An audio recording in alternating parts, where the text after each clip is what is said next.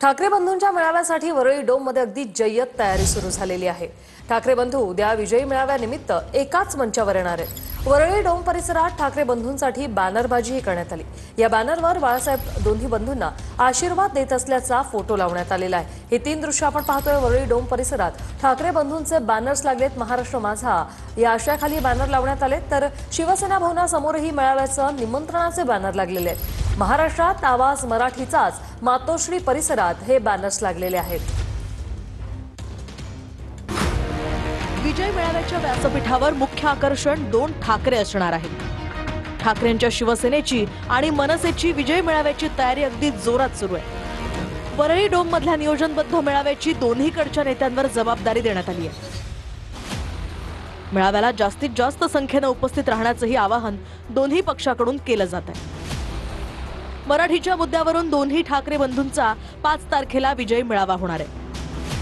या विजय मेळाव्याच्या कार्यक्रमाची रूपरेषाही समोर आली आहे। या मेळाव्याची तयारी ही शिवसेना, उद्धव बाळासाहेब ठाकरे आणि मनसे हे दोनच पक्ष करतात। बाकी सगळ्यांना खुलं निमंत्रण आहे आणि त्या खुल्या निमंत्रणानुसार जे येतील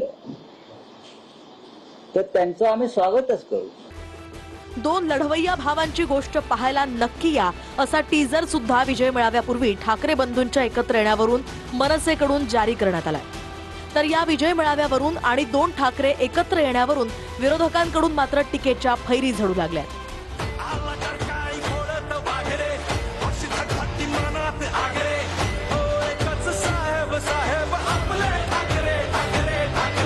आज जो काय त्यांनी टीजर वगैरे काही प्रदर्शित केला म्हणतात, आम्ही पाहिलेलं नाही, पण एक वाघ अडचणीत आहे, दुसरा वाघ सोडवायला येतोय। मग आता नेमका वाघ कोणता अडचणीत आहे हे त्यांनी स्पष्ट केलं पाहिजे होतं। मग राजसाहेब सोडवायला येत आहेत का, हे उद्धव साहेब त्यांना सोडवायला जात आहेत, हे समजलं पाहिजे ना। हे टीजरमुळे मतं वाढतात अशातला भाग नाही।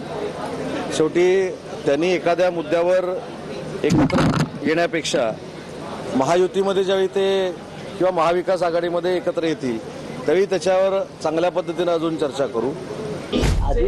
आधी 5 जुलैला एकत्रित कार्यक्रम होऊ द्या, त्या कार्यक्रमाचा आपण आनंद घ्या, आस्वाद घ्या आणि त्यानंतर आम्ही पुढची पावलं काय आहेत ते आम्ही पाहू ना महाराष्ट्राच्या हितासाठी। 5 तारखेला जो त्यांनी कुठे कार्यक्रम ठेवलाय तो दिवस या देशातला काळाकुट्ट दिवस असणार आहे। जे कोणी विद्यार्थ्यांच्या शैक्षणिक मनोबलावर गदा आणून जो दिवस करत आहेत त्या दिवसाला मी ब्लॅक डे म्हणाल। त्या दिवसाला 5 जुलै हा या देशातला ब्लॅक डे।